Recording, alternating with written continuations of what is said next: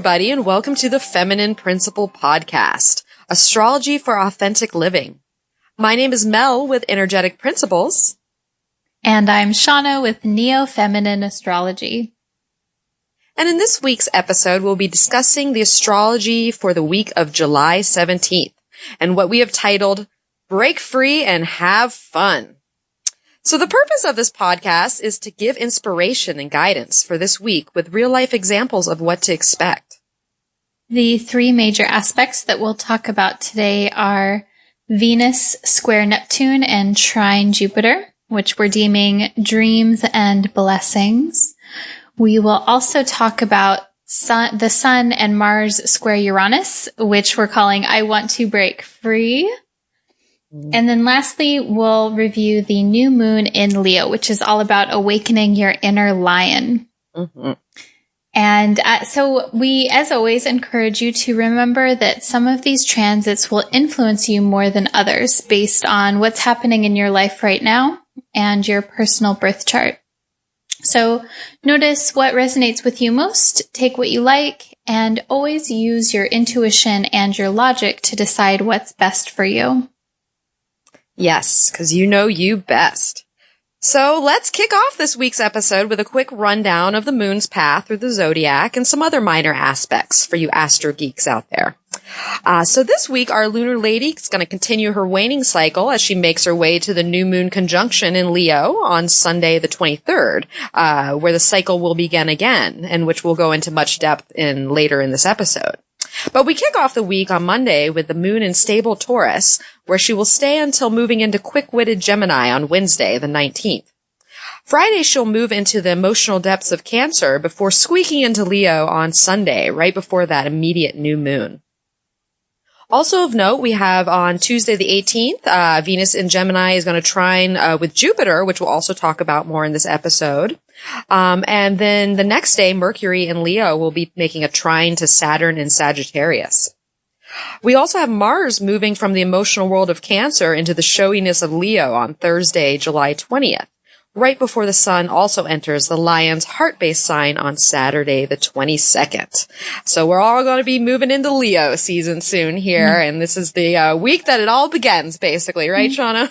Yes, it's party time. It's party time. Yes, for sure. So yeah, we're going to kick off this week's episode by talking about Venus in Gemini squaring Neptune in Pisces and trining Jupiter in Libra, and what we have titled Dreams and Blessings. And just for some specifics, Venus is going to square Neptune exactly on Monday, July 17th at 7:34 a.m. Pacific time, which is 2:34 p.m. Universal Time, and Tuesday, July 18th at 12:34 a.m. Aussie Eastern Time. And that will happen at 14 degrees Gemini and Pisces.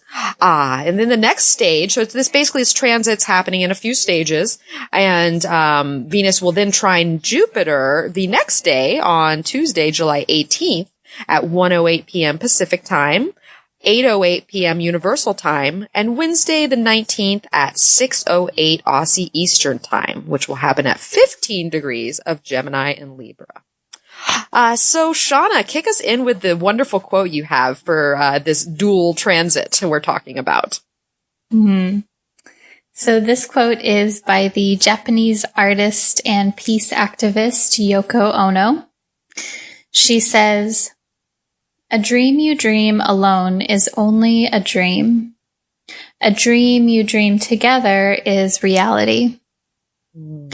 And I chose this for this transit in particular because there's this really interesting blend of dreams and visions, and it has an idealistic vibe to it, but there's also a social element. And the fact that we have Venus, which is about social connections within the sign of Gemini, which is about sharing ideas, and then that's making contact with Neptune, which is about dreams and visions. And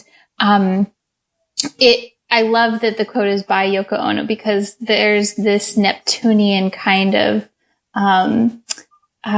Neptune is all about remembering that we're connected within the web of life, that when I have a peaceful heart, that somehow that subtly radiates out to the rest of the world.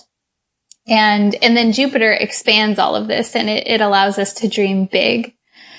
So this particular transit I'm really excited about because it's got this effervescent, bubbly kind of feeling to it where you may benefit from connecting with others and dreaming big dreams with others together to create that reality. I love that quote, and I love it for Jupiter and Libra because, all signs of growth are really pointing at working with others and kind of opening ourselves up to what others have to offer. Us, you know, gotta get that Leo self-centeredness in there real quick. What do you have to offer me? But no, it's actually a beautiful thing to work with other people because, you know, that bond you develop, especially creatively with another person. You know, we do have Jupiter and Libra we're talking about, and that Venus and Gemini and then that Pisces action. There's a lot of creativity here, I feel, which helps us, you know, get in touch with our dreams and what it is, that we foresee for ourselves and that visionary aspect.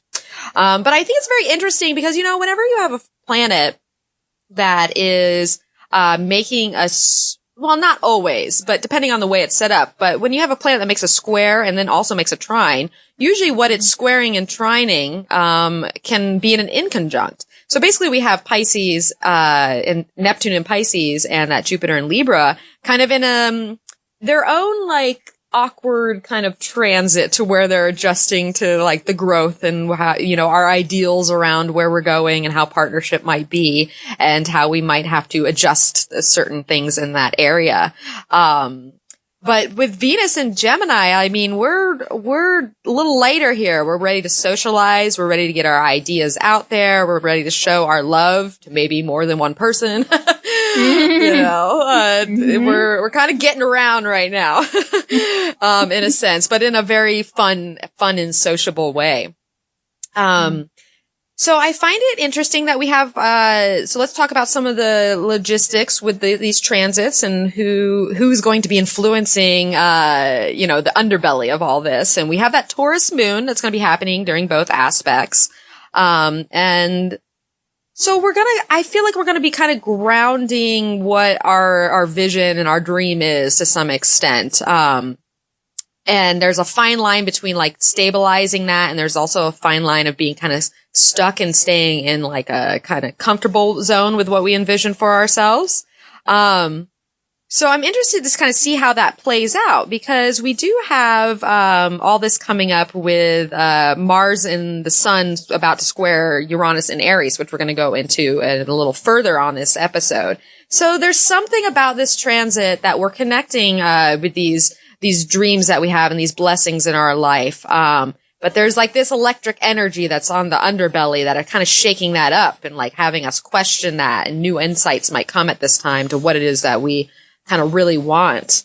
So Shawna, how do you think all these other like, you know, these aspects, that moon position and that, you know, creeping Uranus action, how do you think that plays into this, these Venus contacts?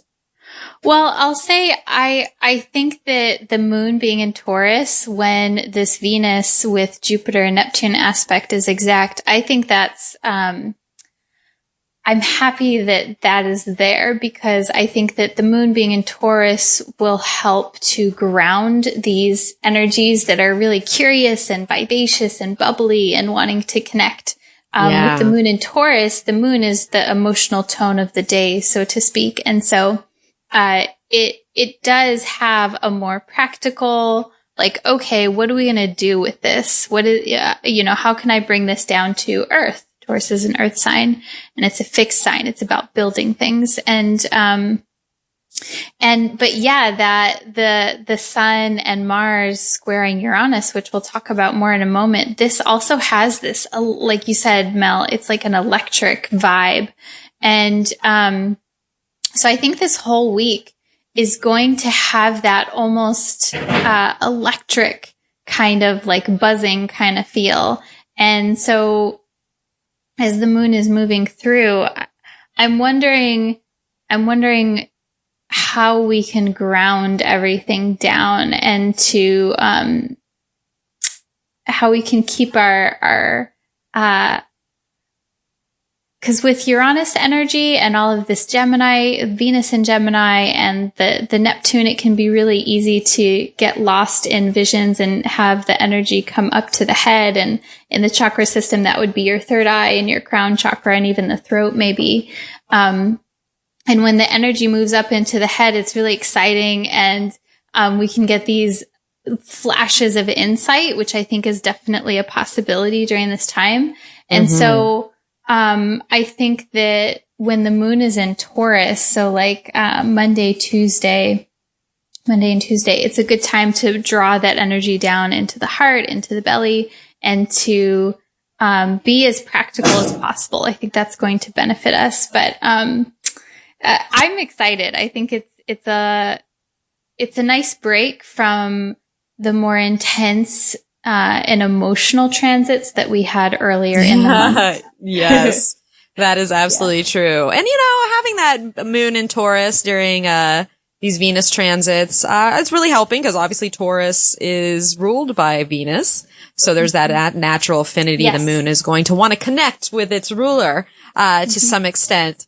And the moon also trines Pluto that day at that time. So I feel like, there's even that much more grounding, and we're getting,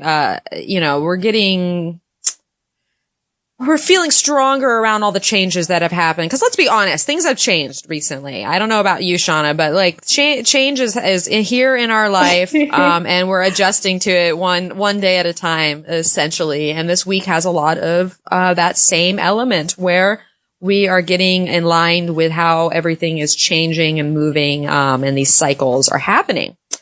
Because let's talk about cycles. Let's talk about how this might play in with the cycles. And so we basically have, Venus, in Gemini squaring Neptune in Pisces. So this is her first applying square. So there's a lot of energy here, around this. And our imagination is probably going to be very strong.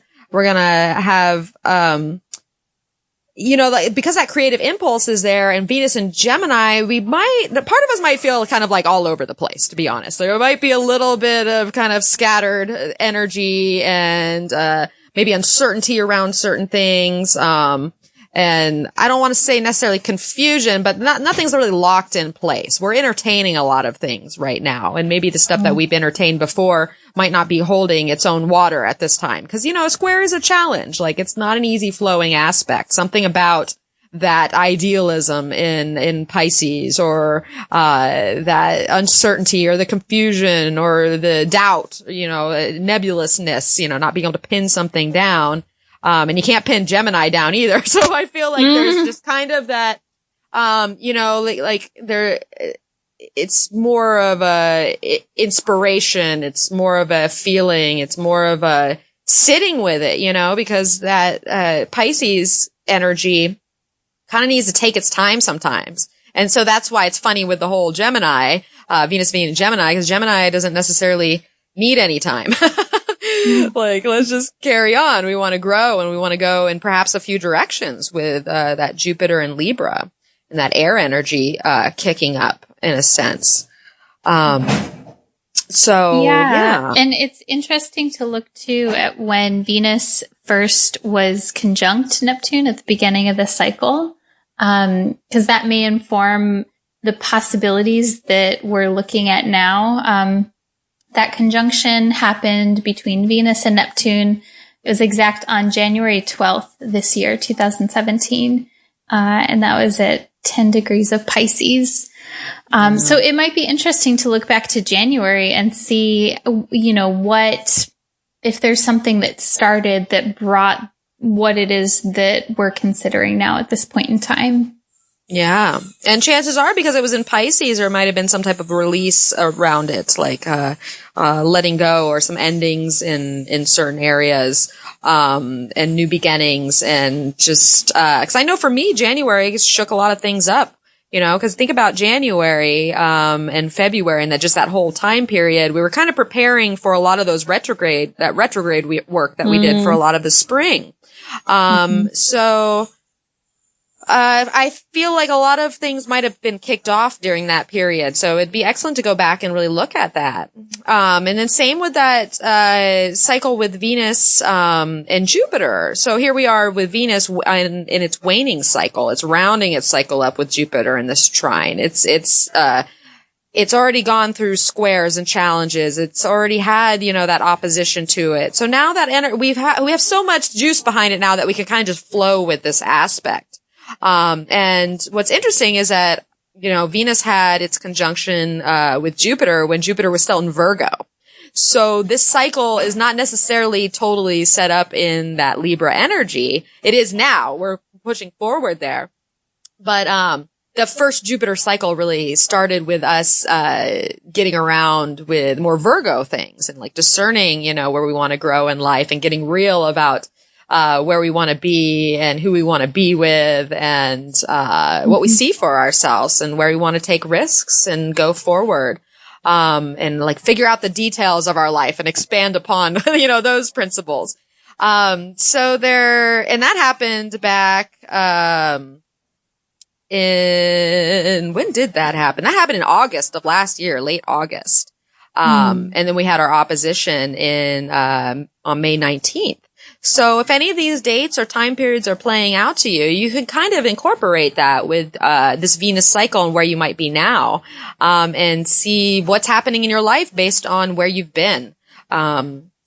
Because keep in mind, we are still wrapping up this Cancer season, right, Shawna? Like we have the Sun and Mars still in Cancer, and the past considerations are very much still in the forefront, but we're already we're approaching to be out of that. So we've done our past transit. We've done our emotional reworking in a sense.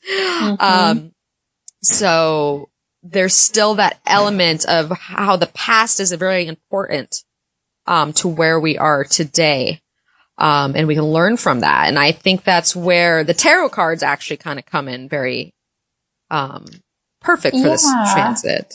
And, I think that looking back at the beginning of a cycle and how that informs what's happening today, it can be subtle too. To give an example for me, so that the Venus conjunct Neptune was in January, right? And so for me, around that time, I did make some changes, and those are definitely influencing what's happening now. Around that time, I had this intuition, very Piscean intuition, to move to a different area. And so I've done that, and I was also contemplating what my next steps are as far as career and the work that I'm doing in the world. And through the following months, I decided to go back to school. And so now I'm in school, and I have a lot of options. I have a lot of stuff simmering around on my plate between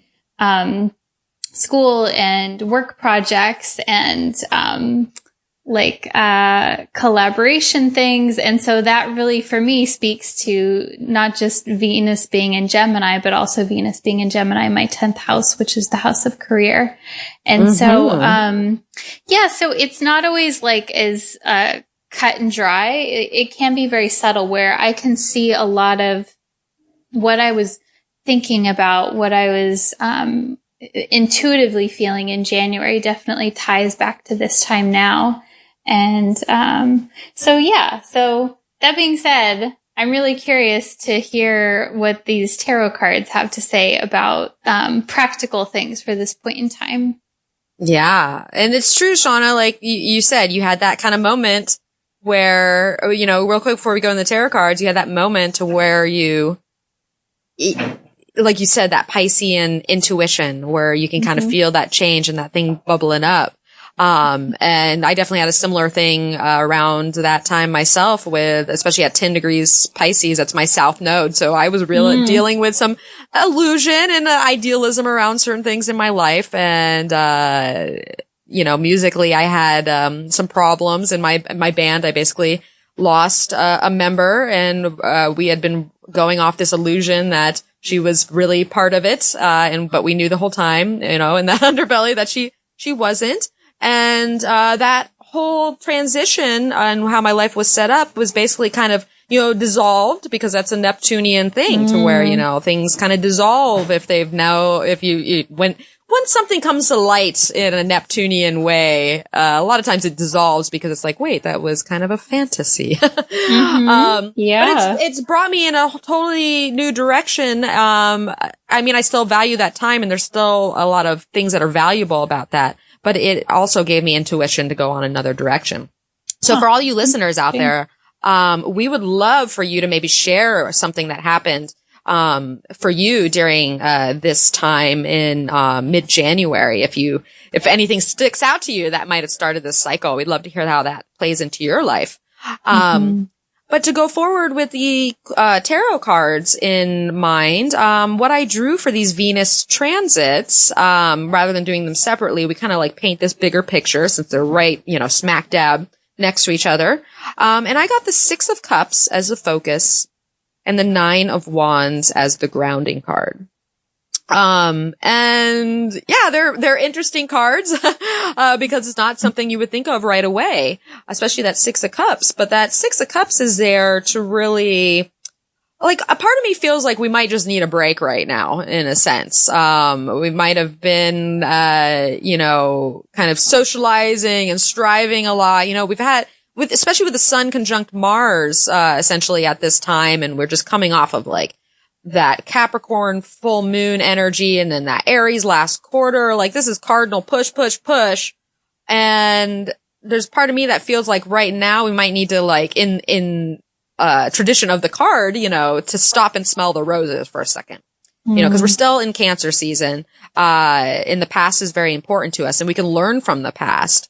And we've come this far with that Nine of Wands. We've been up and down, and we've battled through all these, our goals and ambitions and where we want to be. And like, we've taken the hits. There's still a little bit of work to be done there. So there's a part of this to me that's like a resting period, and to really go in and, get in touch with yourself and see what you have to say now in this position. And look back and see how the memories of what have happened, or what you're reminiscing upon, or what has just happened to you. Like, do you feel about that emotionally? Is it a harmonious thing? So yeah, Shawna, what do you think about this combination of Six of Cups and the Nine of Wands? Yeah. Well, so to me, the Nine of Wands is, it just really paints this picture of the past month. It's this man that is wary, and he's been through some battles, and he's kind of like, all right, man, I've been through some tough shit. And he's taking a moment, as you said, Mel, to take a little rest. And this, to me, it reminds me of all of these planets that we've had opposing Pluto in July this past month. And and that's some tough shit. That's it Pluto's is not to be messed with. And there, I would imagine that there have been either very dramatic or very subtle emotional shifts for people this month, because Pluto does that. Pluto says, hey, this isn't working. This needs to go, or I'm going to reveal something to you that is true, but is maybe a little bit gritty and not really easy to look at. So, I get the sense of, there's this battle that we've been through, or there's this tough stuff that we've been through. And then the Six of Cups is like, yeah, where's the comfort? Where's the reparenting that can happen? And maybe even, like, it makes me think of how when unconscious behavior patterns are revealed to a person sometimes, or they go through even like a challenging relationship, dynamic, and a person realizes that it's not working. Sometimes it makes that person realize how their childhood patterning has really influenced them. And so I wonder if that made, and this, the way that it's set up, the way that the transits are, I don't get the sense that it's going to be like this harsh experience. I think it's more, I see it more as like, oh, now it makes sense why I've gone through all of these things. And getting a feeling for like, oh, I don't have to do that anymore. I don't have to go through that fucked up situation anymore, because now I understand where it came from and I can make peace with it. Yes. And I think that's the operative word there is peace and harmony, you know, because this is, you know, that Six of Cups really wants you to choose to see the beauty in life. You know, like we don't have to stop and smell the roses, but when we do, you know, it just enlivens this thing with us, you know, cause here we are talking about dreams and blessings, you know, and you have to have some type of gratitude, towards what it is that you have, what it is you've experienced, because we should be all grateful for, you know, whatever comes our way, even if it's challenging. And, you know, because all character is built off of, you know, struggle to some extent. You know, we become who we are versus, you know, based on the challenges that we endure. And, you know, and that Nine of Wands really can be about, you know, choosing your own battles too, you know, choosing to see how these ups and downs and what you've had to like kind of aggressively go after in life, you know, like how, you know, how that's brought you to where you are now, and how you emotionally connect with that. So I feel like right now is a time where we can see how far we come. And why I think we might need just a break right now too is just because, you know, Venus kind of likes a break. Venus likes to party. Venus is like, I don't want to say hang out, relax. Exactly. Let's relax. Let's, you know, let me, especially with Venus and Gemini, let's kind of like just distract ourselves with some fun and friends and some games maybe, and like just the internet. Like right now you might be on that internet, but I really think it's about, you know, finding harmony around our own path right now. And, you know, if we've been insecure and doubtful along the way, part of me thinks that we can emotionally ground ourselves a little bit more at this time based on the journey that we've been on.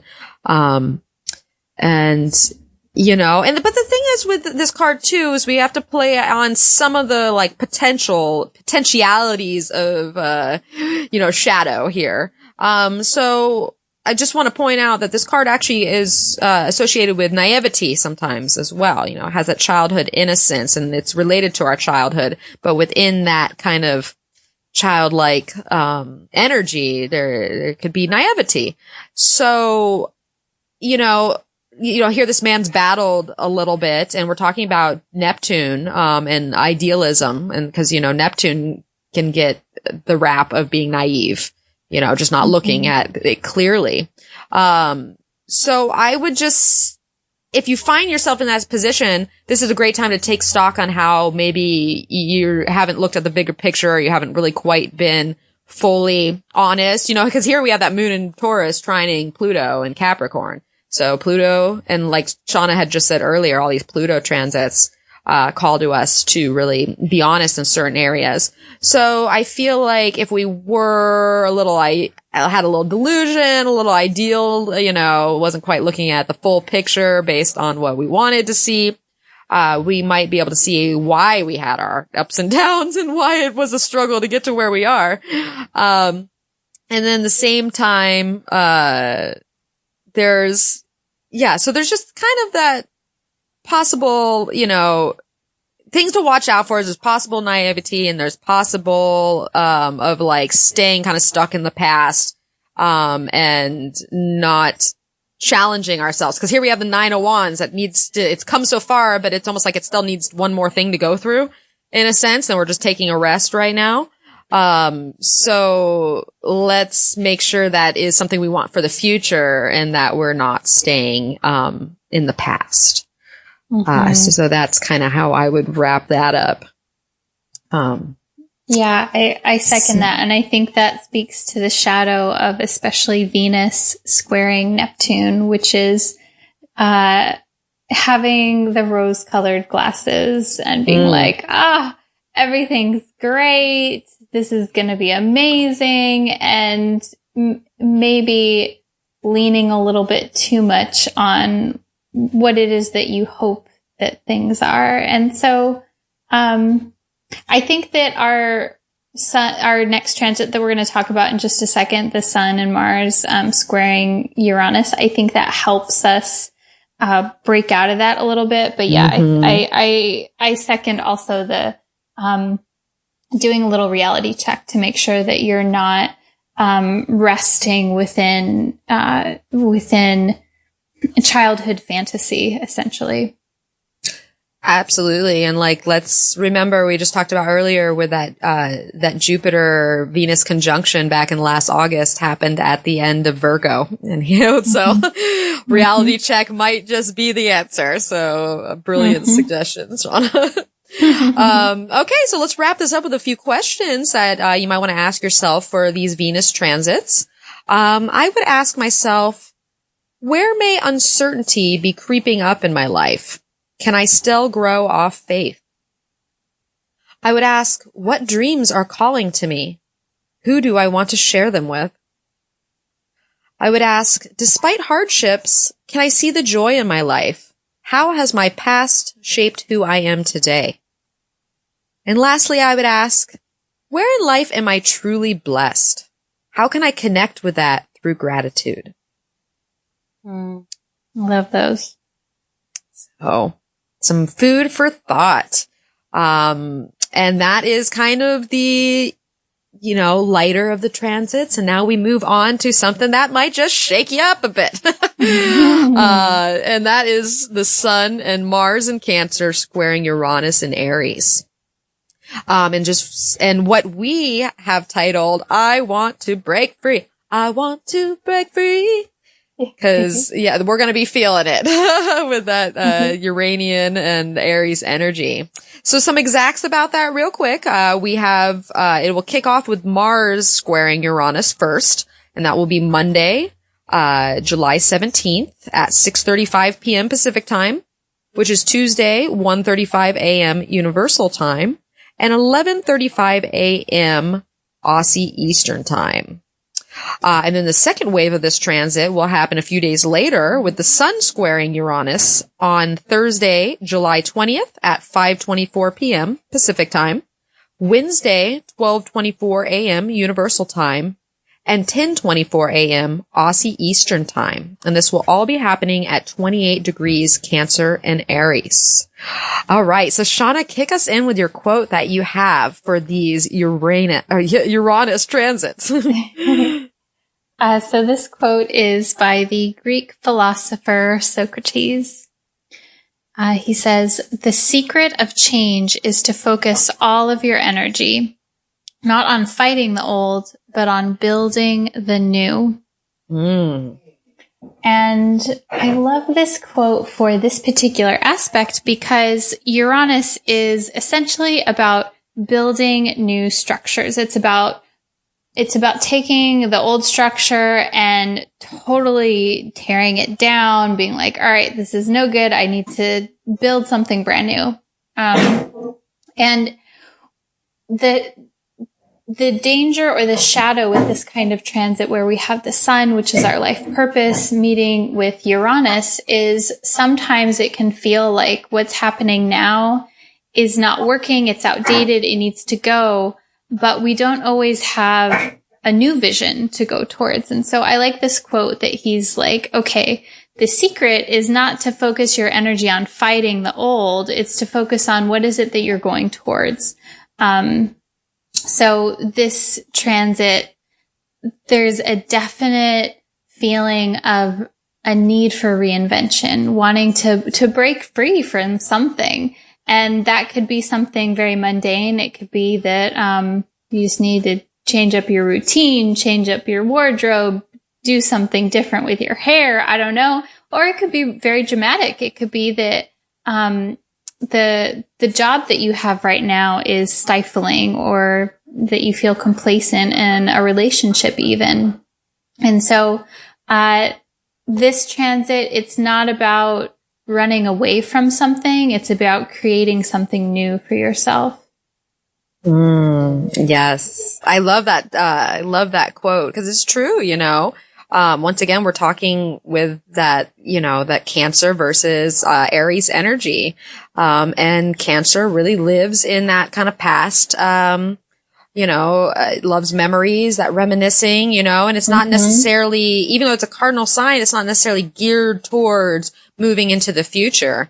And that's where that, Uranian, energy really takes place, is because here we have it in Aries. That's like, okay, let's go now, let's go yesterday. And it really is pushing us. And, I feel like it's very strong for the purpose that we worked on so much having to do with Uranus and Aries, this, year alone. We had, I believe, what was Mercury retrograded over that point, I believe, earlier in the year.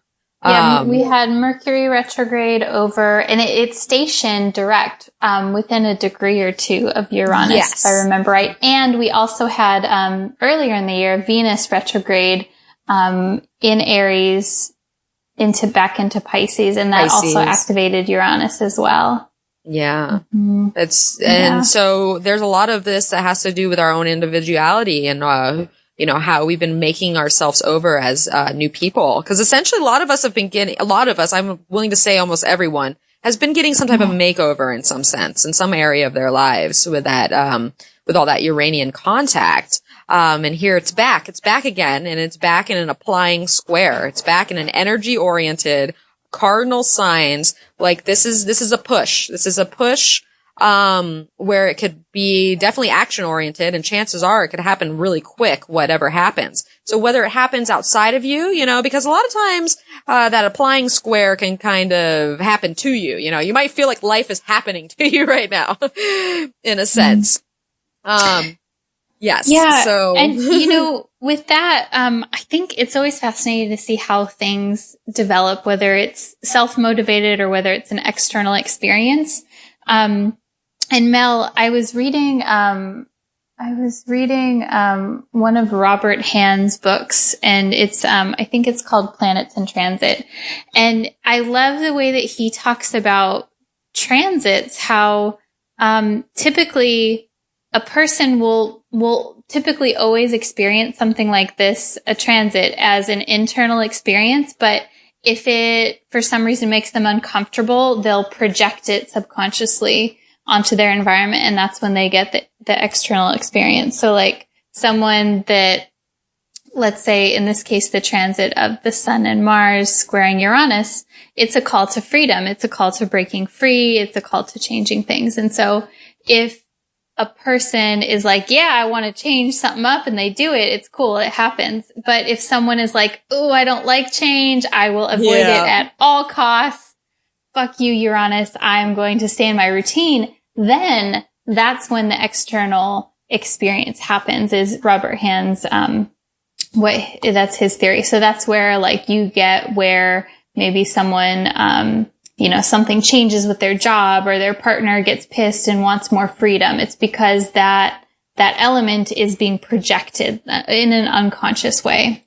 So I think that's fascinating to like see how, how comfortable people feel with this energy.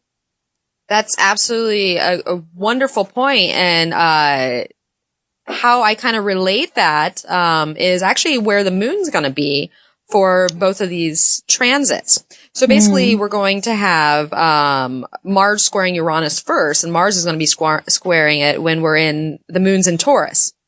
And Taurus doesn't necessarily like to move, doesn't necessarily like change. And here we have these, planets in Cancer that are kind of about the same thing.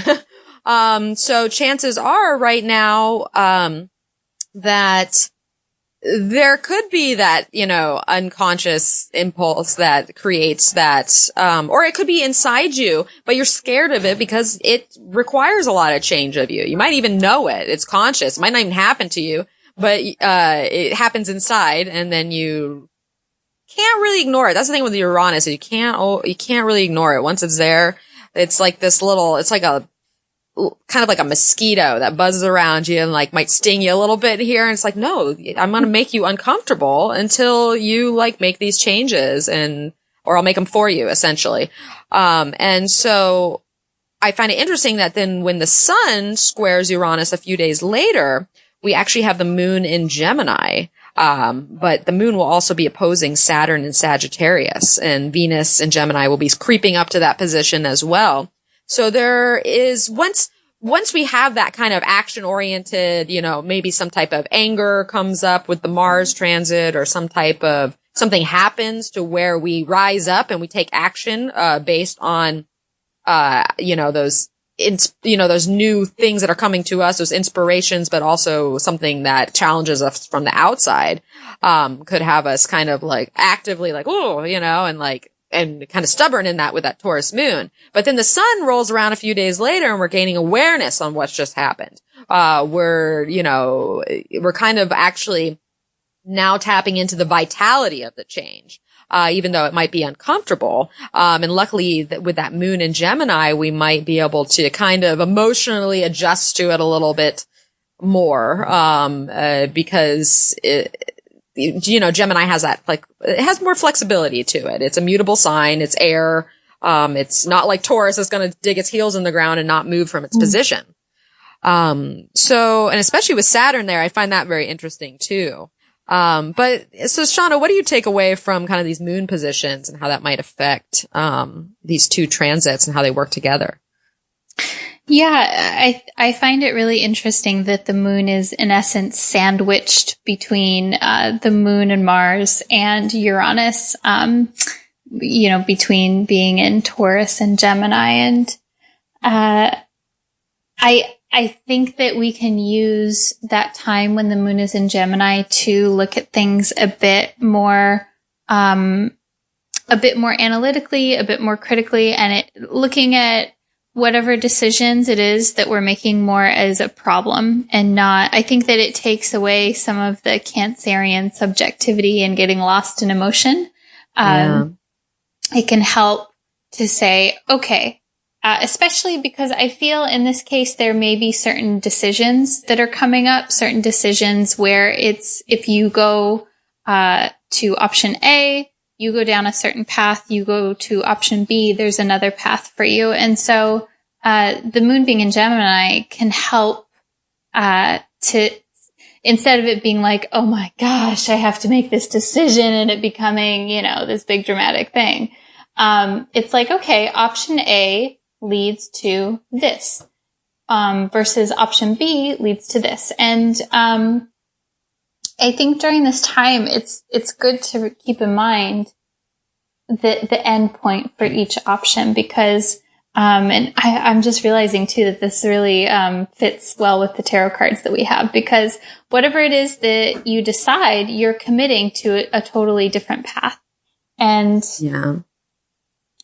whenever Uranus is around, it does call for reinvention. And reinvention in a pretty important way because this is the sun. Just to give an example to relate to this, the last few years I've had Uranus squaring my natal sun. And so it has a similar flavor as this particular point in the sky now. And so during these years when I had this happen was when, I made over the course of many years, a dramatic shift from a corporate career to I started teaching yoga and I started, honing my skills with astrology and energy work. And, so my life is like a night and day different from what it was maybe about 5 years ago.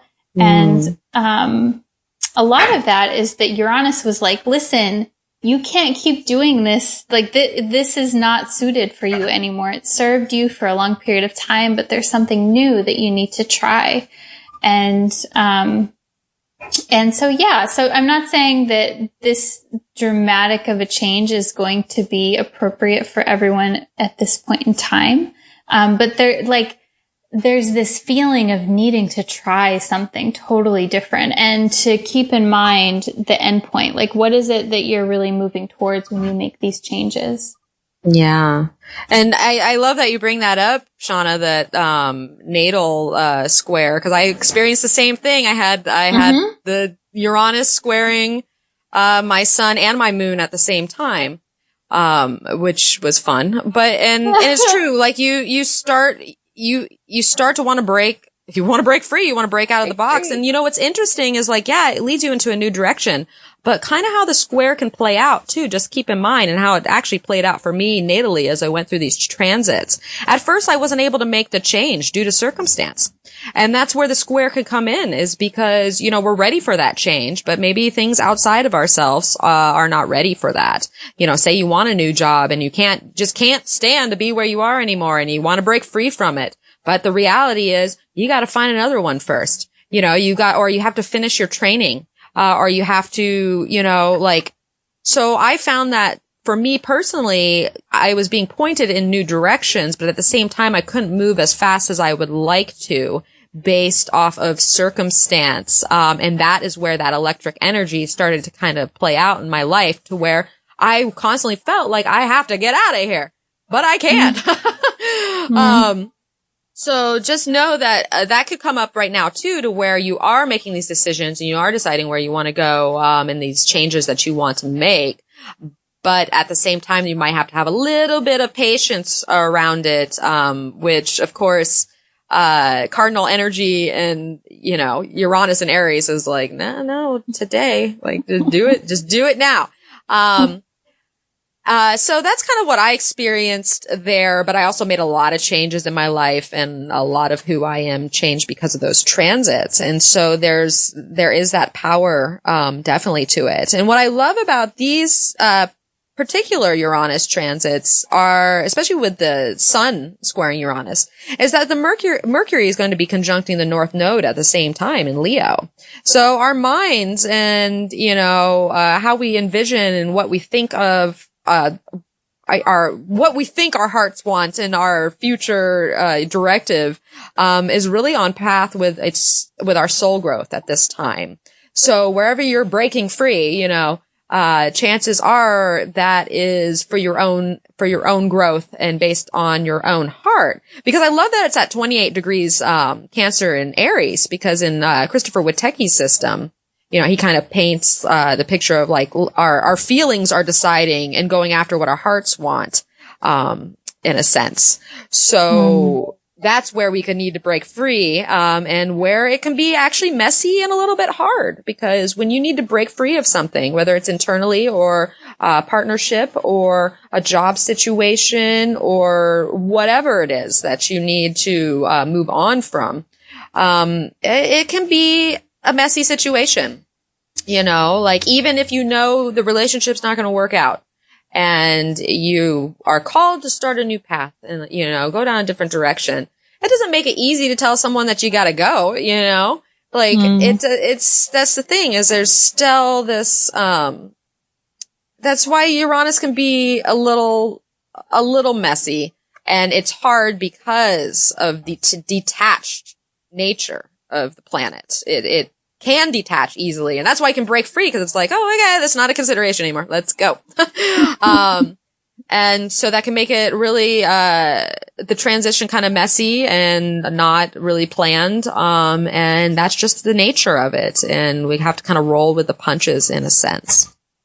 Yeah, I think I love that point that you make, Mel, about how sometimes with this kind of transit, there can be like this craving to break free, but sometimes you can't. And, I think that's the shadow side of this transit is acting rashly and, throwing caution to the wind and being like, all right, well, it's, like throwing the baby out with the bathwater, so to speak, or making decisions that you'll regret because you have like this itch. And, you know, to be honest, I did a lot of that. I made a lot of decisions when I was going through the Sun Uranus transit where in retrospect, I'm like, man, I acted too rashly. I should have been more patient, with certain things. But I think that's the balance. How do you hold that? How do we hold that? The feeling, and how do we channel this energy of reinventing and changing where it's possible and where it makes sense without throwing caution to the wind unnecessarily. Yeah, I totally agree with that. And so that being said, let's talk about these tarot cards that we've been alluding to but haven't quite discussed. And that is for these Uranus transits, we've got the Lovers as the focus and the Six of Cups as the grounding. So the Six of Cups is back again, and I think that's really playing into that whole Cancer energy. And then with that Lovers there, so the Lovers basically, it could be about relationships, because ultimately the Lovers is what attracts us, and that's why it gets associated with relationships, because obviously we're attracted to this thing and we want to choose to be with that. But that's really just it. It's about the choice. It's the choices we make and the paths that we go down, and why the Lovers is ruled by Gemini. And here we have this Gemini Venus. No coincidence, I'm sure.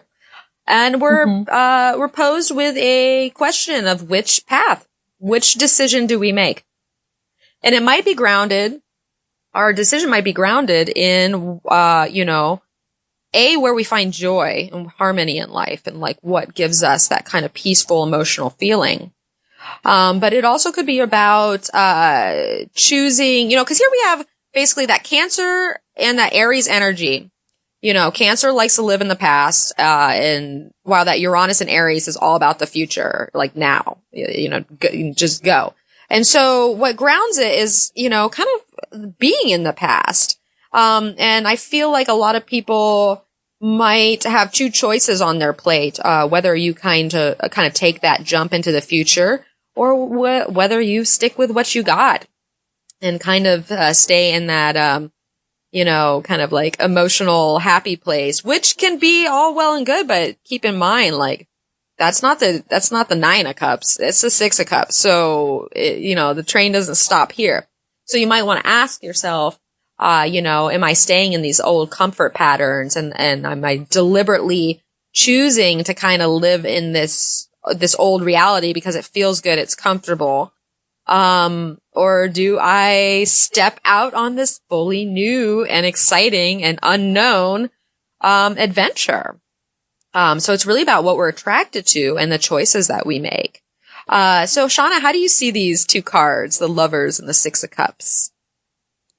Yeah. So what I was thinking, what I was reminded of as you were speaking, Mel, is that the change also, like, if whether it's in a relationship or a project that you're working on or just something inside of yourself, that doesn't always have to mean, it doesn't have to mean a change in person. It doesn't have to mean a change in job. It could even be just changing how it is that you relate to people. It could be changing the way that you love, or, maybe there's conversations that you have with people in your life or a person in your life. And you're like, listen, this isn't working. Let's do something different. Let's try something to make things more fun and light, and to embrace that Venus and Gemini energy.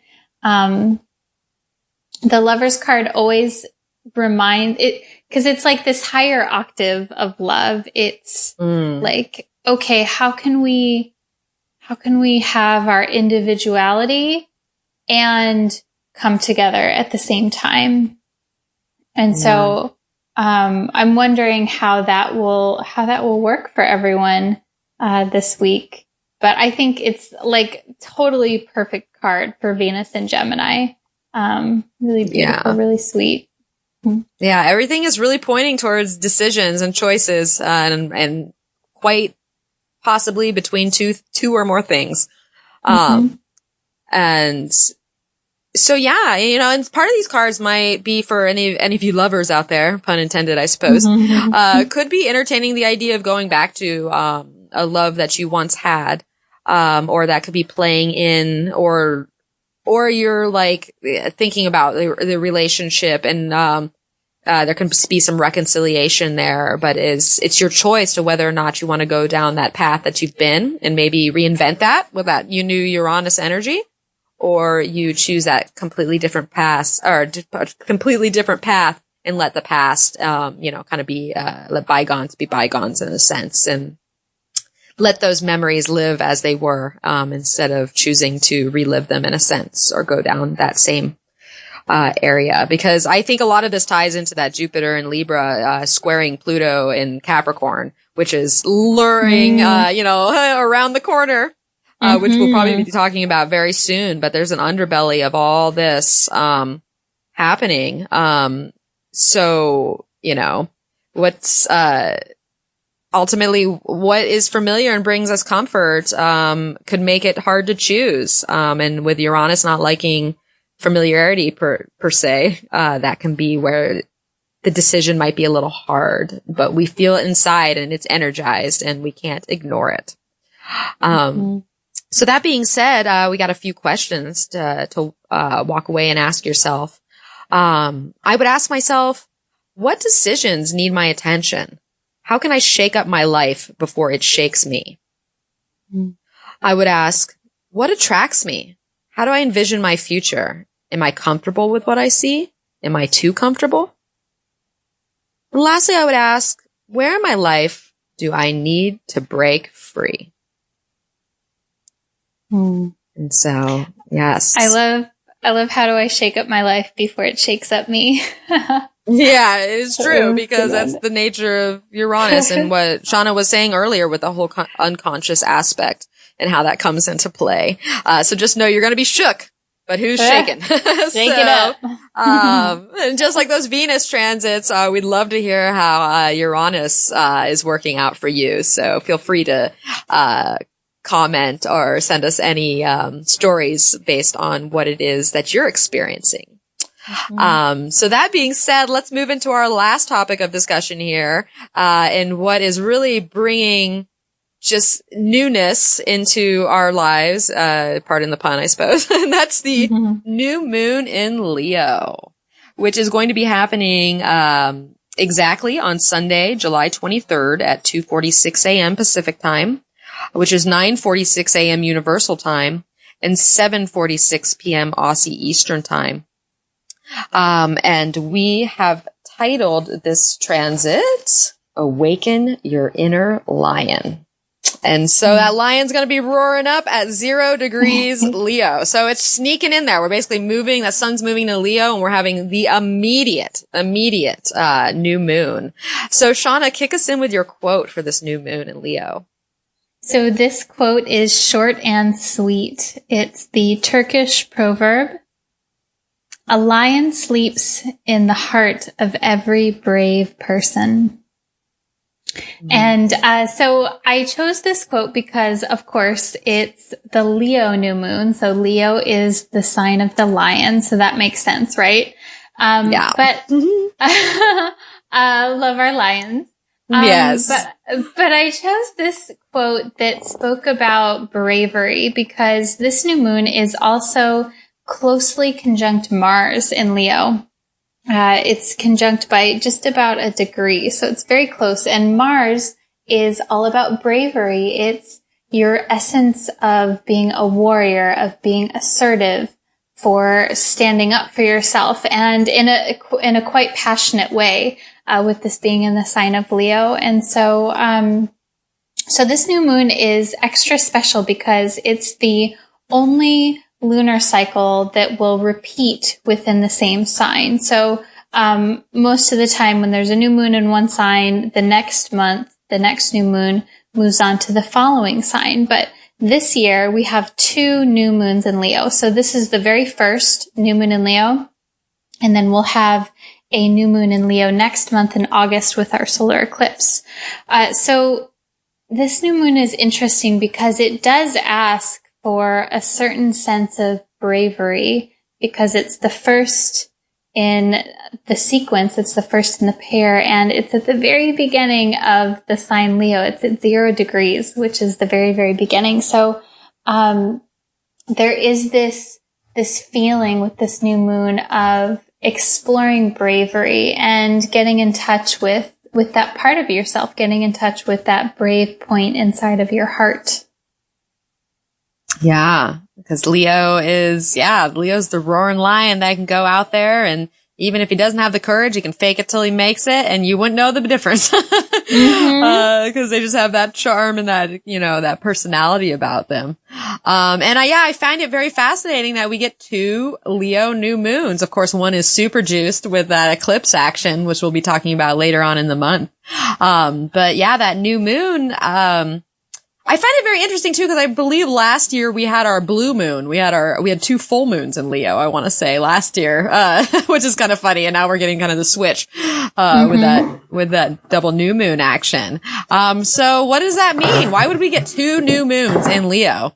Well, I think that has everything to do with, once again, Mercury is still conjunct that north node. And, the universe is really calling upon our inner lions to come forth and, get ourselves emotionally on board with how we can express ourselves and how we can have the courage to put ourselves out there and to just be us and follow what our heart is, or what our heart is saying, and kind of take a little bit of self-interest for our own joy around life. So that being said, here we are with this new moon period, and we know with the new moon that it is about, it's a very quiet time. It's about going within, at first to kind of assess what it is that's worthy of our undertaking. And then that intensity of the waxing cycle, starts to rush in. And we kind of have that, like life force that, is behind these new intentions to where we can, plant some seeds and like really put some, energy behind what it is that we want to do in this Leo season.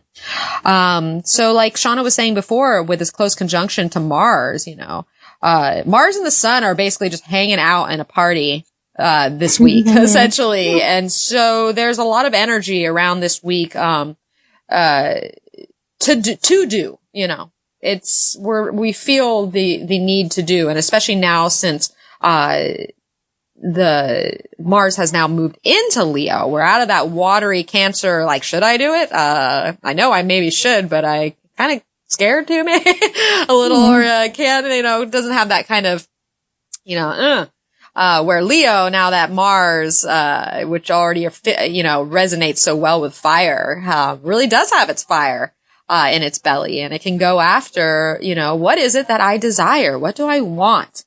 What am I feeling? What's all this new vitality bring to me? Because essentially we've had these Uranus, we're wrapping up this Cancer season, and it's been a beast to say the least.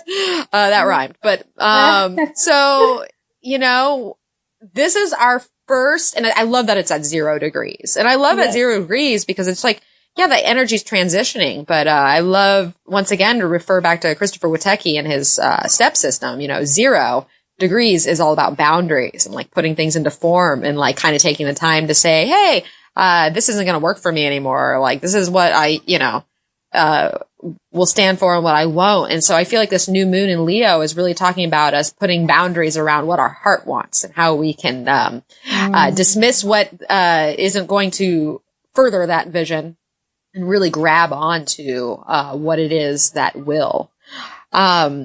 So yes, we have that Martian energy there that is willing to, like, I feel like this new moon is going to be like a really, it'll be a boost, but it's gonna be a sneaky boost, especially with switching energies so quickly. It'll be like, like, where did that come from? Yeah, where did that come from? Exactly. Yeah. And I really feel that, because all these energies are going to like kind of just switch on a dime, and we're gonna really notice it. So that being said, there's also Venus approaching that Saturn opposition that's happening too, and we're still inching towards that Jupiter and Pluto square with this new moon and entering Leo season. So how do you think all that plays in to this new moon? Would you say, Shawna, like all those considerations? Yeah, I like that you bring that up, Mel, because to me, it feels that we're moving from a time of water and emotional focus during Cancer season to more like fire and passion and connection, especially with the Venus and Saturn opposition that's approaching and the Jupiter and Pluto square that's approaching. It feels like we went from in July and especially late June to like exploring the depths of our soul and emotional processing and reparenting, like all of this, like very necessary but very messy and very emotional kind of work. It was more internal kind of work. To now, it's more fire, it's more passionate, it's more about social connecting, social consciousness. So I'm really curious to see how everything, it just feels like a total mood shift. And I think that it's worth noting too that we have the North Node pretty freshly in Leo. And so we'll get to explore that much more in August with the eclipses and then in the coming years, of course. But I think that I think that this new moon in Leo can act as a bit of foreshadowing of the North Node kind of things that we'll all get to explore in the next years, which is definitely about, I like how you said, Mel, what do I want? What's important to me? And that can be a healthy motivation with the North Node being in Leo, because the North Node is about spiritual growth. It's about evolution. And so with the North Node in Leo, it's beneficial to look at motivations that come from the inside out, and to avoid that South Node in Aquarius, which wants to look to the community to dictate what it is that we do. With the North Node in Leo, we want to say, okay, like what is important to me, and to allow our actions to be animated from that place of the inside out. And so it's a really cool new moon to do that, to connect with what it is that is inspiring and enlivening from the heart.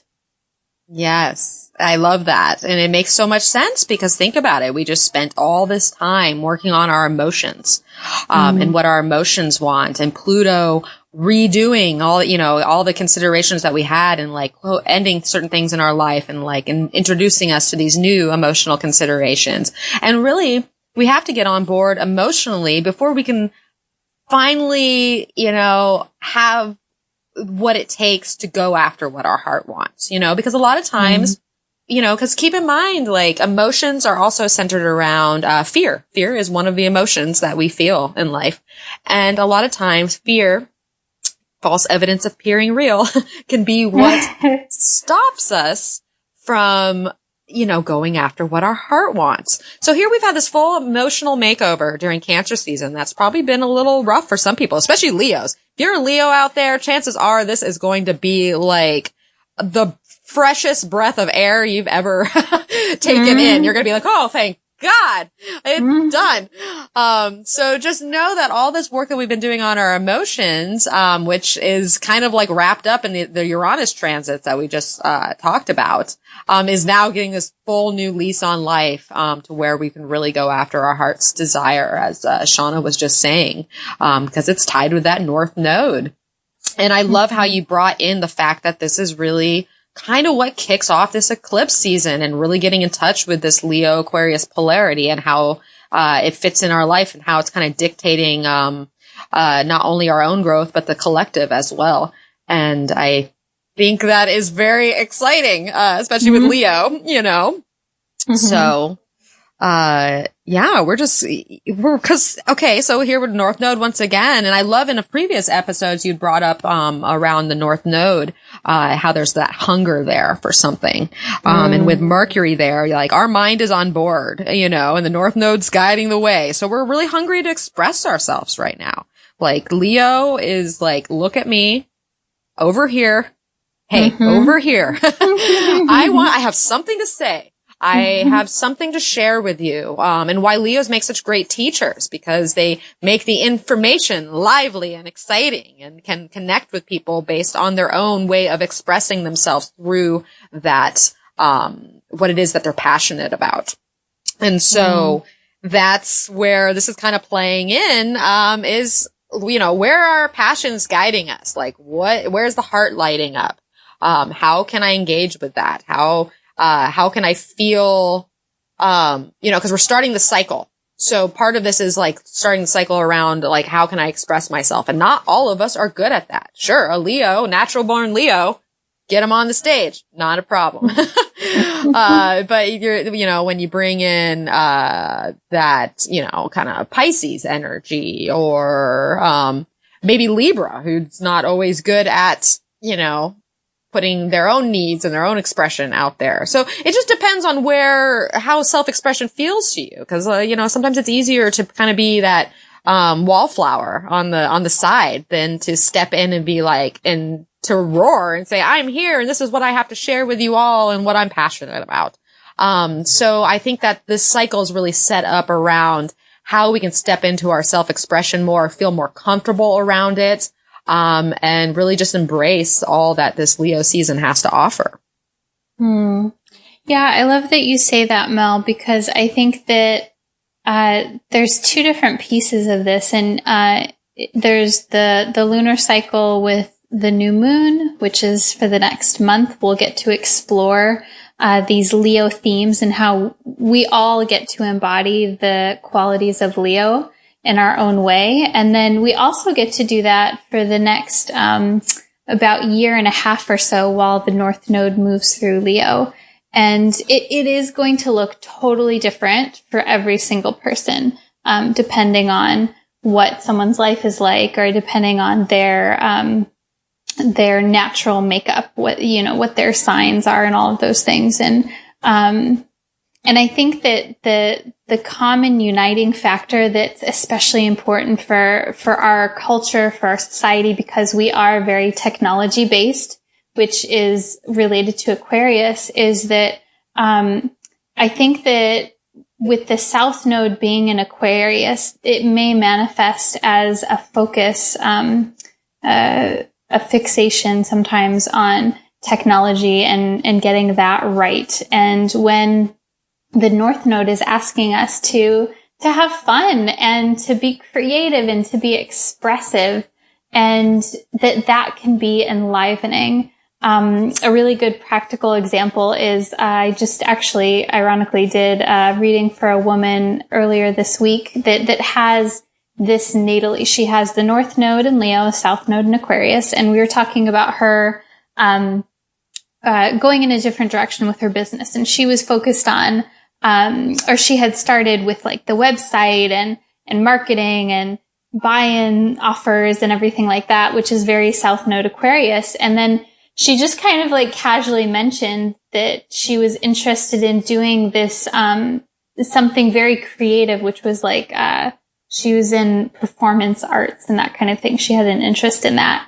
And I was like, oh, you need to do that. Like that is, and we worked through a way for her to implement this creative element, the performance arts, into her business in a really unique way. And so, that to me embodies this vibe. It's like, okay, don't worry about like the technology or the innovating of things. Do what feels fun. And that's where we're really going to grow this month. And I think that it can be so seductive to be like, oh, if you just, follow these steps and do it this right way, then you'll be successful. But this Leo energy this month and again, this whole next year and a half, it's really asking us to play and to have fun and to evolve in that way, which it sounds like, oh, fun is great. But sometimes you have to make yourself have fun sometimes, to like, let that be okay. You don't have to adult all the time. Yeah. Especially with real world considerations, like you said, like the older we get, the more, speaking as a Capricorn moon, in conjunct that Leo energy, I'm like, what do you mean play? What? Like work is play for me. What are you talking about? I can't play. That's taken away from my time to, get things done. And so as we become, because this is kind of a youthful energy, Leo, it really still embraces that childlike feeling. And so as an adult, it could be hard to step into that. And it could be hard to express ourselves the older that we get, because like Shawna was bringing up with that Aquarius South node, it's strange because a lot of times we kind of dictate the choices we make on life, through other people and how they might view us and if it jives with the society as a whole. Cause we don't want to feel weird. We don't want to feel not normal. We don't want to feel not like we don't belong with, everybody that's out there. So a lot of times our self-expression can suffer through those considerations, which don't necessarily need to be considered, because if you really do express yourself, and you're doing it from the heart, and there's joy around that, people are going to love you, even if you're strange. They're going to love you. Be like, that guy's weird as shit, but oh my God, I love him. I love it. Yeah. So that's the thing is like, don't step away from any societal considerations or, feeling like, you might be a little weird, or, if you express yourself too much, people might outcast you or what have you. No, this is really supporting us right now to get on our own, around our, what it is we have to say.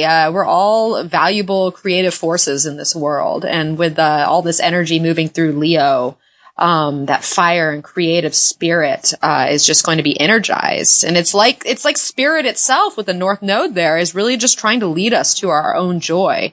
And it's our responsibility to maybe let go a little bit so that we can embrace that, and make some forward movement in that area. Yeah, I love that.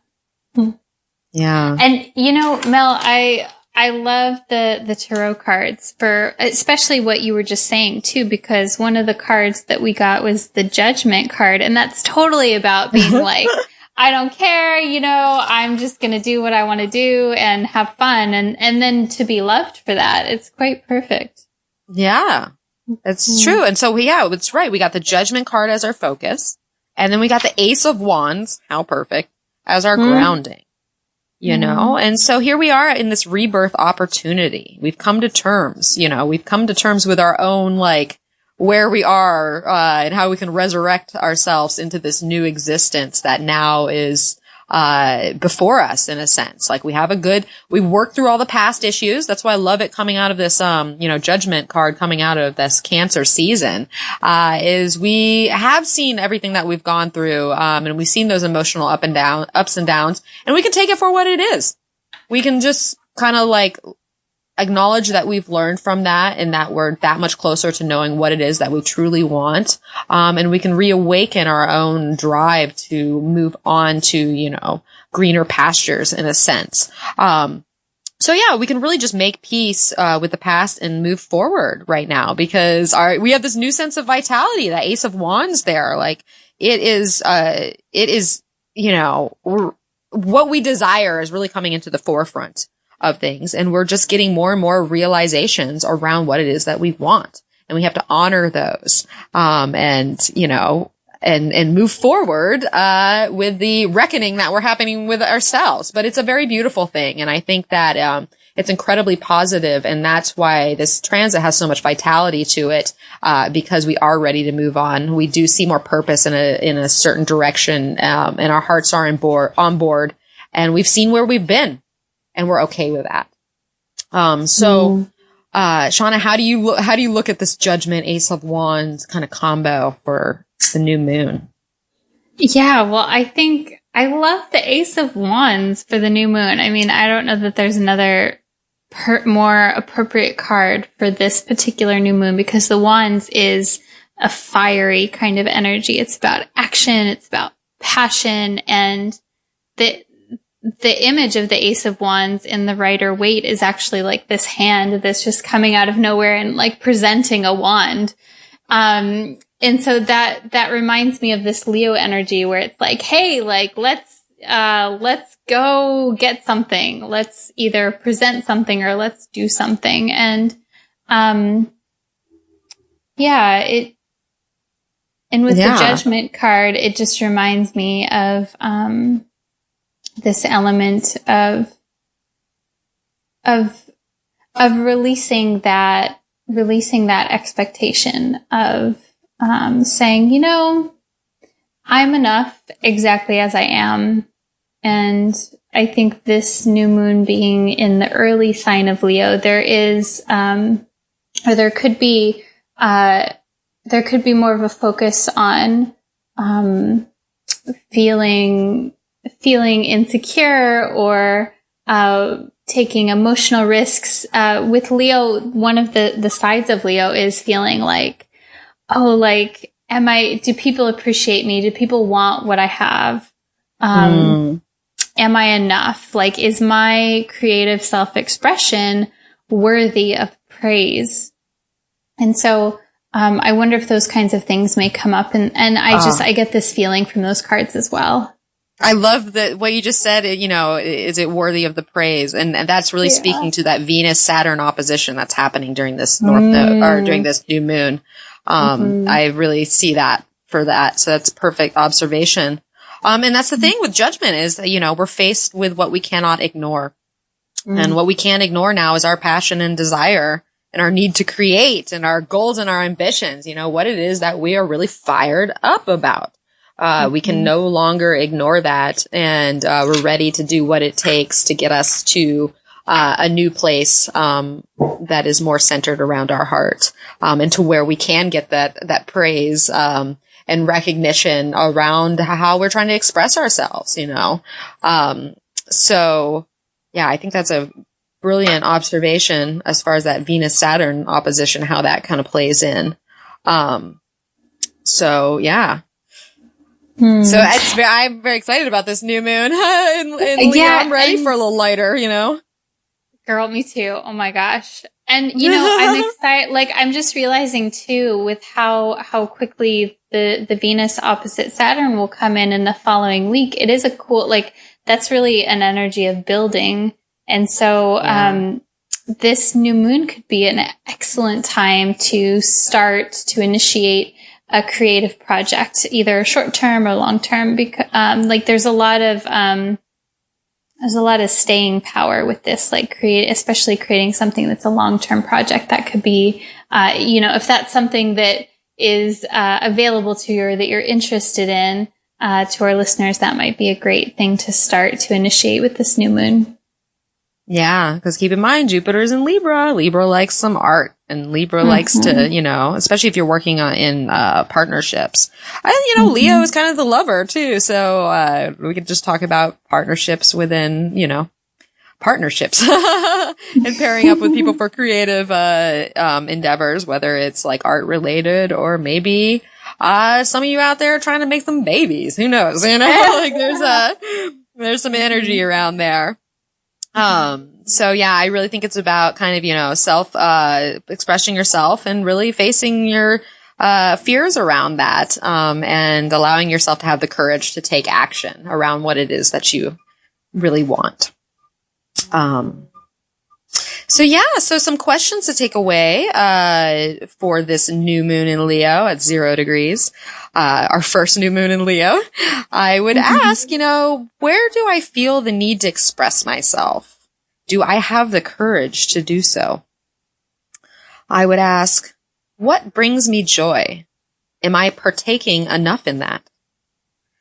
I would ask, in this time of renewal, where is spirit calling to me? Am I listening? And then lastly, I would ask, how can I wake my inner lion? Where does the world need to hear my roar? I love that. So, here we are entering some Leo season, you know, it's time to get that fire energy on board, and all those planets are up in there. So, we're really going to be feeling that shift. So yeah, let's see. What have we learned today, Shawna? What have we learned? Well, we've learned, yeah, I know. I'm like, so many things. There's so many transits, and we've combined so much today that, there's a lot of lessons on the table, right? We've learned, you know, with Venus squaring Neptune, and trining Jupiter, we've been questioning, the dreams we have and the blessings around them. And with that Sun and Mars squaring Uranus, we might want to break free And with that new moon in Leo, I say it's a call to wake our inner lion. So Shawna, I'm sure you have an action item for everybody to take away this week. And what is that? Yeah. So I actually have 3 separate action items. Do all of them or pick one, take what you like. So the first one is, of course, because it's a new moon, to do some type of new moon ritual. That's always nice. Whether that is a little meditation or getting together with friends. It would be really, really interesting for this new moon to do even like some kind of artistic or creative or, do a collage night or something with some girlfriends. That might be fun. So that's action item number 1, to do a new moon ritual. Action item number 2 is to share your creative ideas or your creativeness in some way. I want you to think about this week a way in which you can take a creative risk. And so maybe you're saying, Shawna, Mel, I'm not a creative person. That doesn't matter. It can be anything. It can be something subtle or overtly creative. It can just be sharing a creative idea with someone. But I want you to put yourself out there a little bit when you do this because of this Leo energy. Yeah, we're all creative in some way. So don't let that doubtfulness talk you out of it. We all have creation within us. Yeah. I mean, you're creative in the way that, you could, for God's sakes, it could be like making a sandwich in a creative way. I don't know. The way that you dress yourself, it could be anything. So let that out. That's going to behoove you. And then the third action item is to let us know how you're going to break free this week.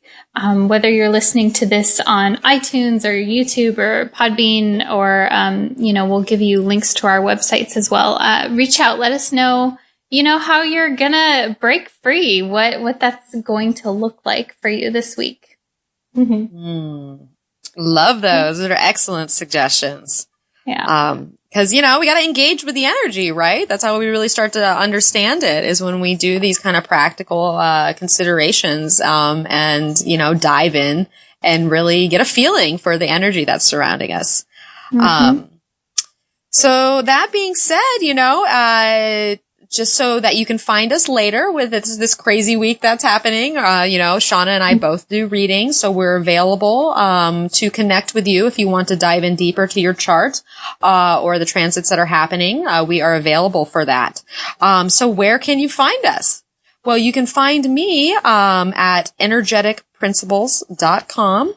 And you can find me on Instagram and Facebook at Energetic Principles, where I do daily advice on the planets and other such topics with some fun little pictures. And I am excited to announce that this weekend I will be launching on my YouTube channel, which is also Energetic Principles. I will be launching individual horoscopes for each of the signs and the rising signs for this Leo season. So be on the lookout for that. So Shawna, where can they find you? You can find me at neofeminine.com or on Instagram under Neo Feminine Astrology. And it's kind of cool. We each have a different mix. So Mel, you'll find more. I love, Mel, your posts lately about the spirit animals, the animal guidance, and the tarot, how that's incorporated into your work. Love those animals. Yeah, I love the animals. No, it's true.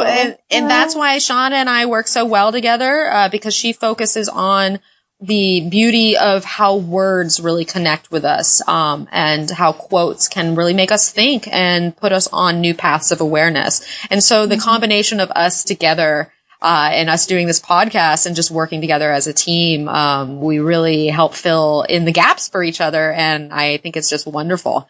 So I encourage you to check us both out, to get that full rounded picture. Shawna, any takeaways, any last words for our audience this week?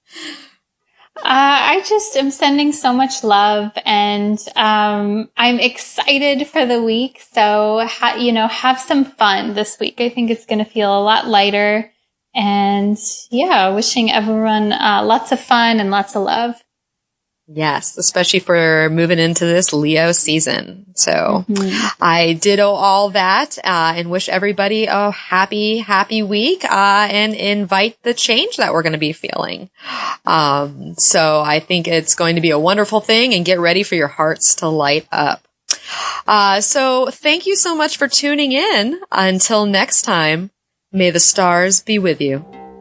Namaste.